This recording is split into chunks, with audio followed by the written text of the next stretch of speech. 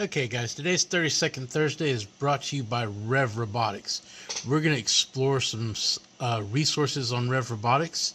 So if you go to the Rev Robotics homepage, we're going to come over here, resources, and we're going to click on that. And they have some stuff that's really interesting. You've got a gear guide, a system build guide, a sprocket guide, encoder guide, a guide to linear motion, some compatibility with Tetrix stuff, what's in the FTC starter kit, and some other stuff there. So what I really want to talk about is the system build guide, okay, which will talk about the 15 millimeter building system and actually talks about all the different pieces and the components and how the standard hardware, that 3 millimeter hex cap nut or screw, fits into the extrusion. It's just called a T-slot, the different brackets and the different inside corner brackets and things like that. Also some drill alignment marks, lots of resources in this page. Now, the other one that we want to talk about is the FTC gear drivetrain. Now this is one that does not have any chain, it's just gears, right? So this resource talks about, don't pay attention where it says chain up here, because this is not a chain-based drivetrain. This really is a gear drivetrain, and it's going to step you through step by step building this drivetrain with the extrusion and the nuts and slots, and you're just going to go step by step. You should have the 5 millimeter Allen wrench that you need to tighten those bolts and nuts on there.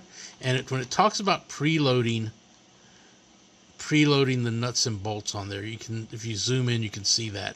And I'm going to give you an example of how T-slots work in just a minute, but here you go. This is your starter guide on building a single 6-wheel drivetrain that is going to be using the Rev system with no chain. Okay, so an explanation of T-slot material. This is an 80-20 extrusion. Notice it looks a lot like your Rev stuff, except it's a little bit bigger. I don't actually have any Rev stuff, so this is just what we call a T-slot. So what I'm going to do is I'm going to take my nut here and bolt.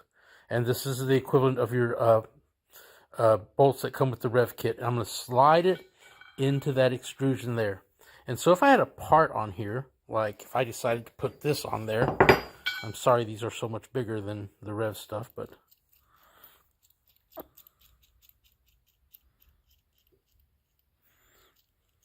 it's going to take me a minute. I'm going to take that, set it on there. When they talk about preloading, they mean that they've just already installed the bolt onto the part. And so I can take that part and slide it in there and attach it to my extrusion. And that's all they're talking about when they talk about preloading. Now that's one example of T-slots. And I figured I would just go ahead and add another example. So this is the bolt for my mill, for my T-slot table on my mill.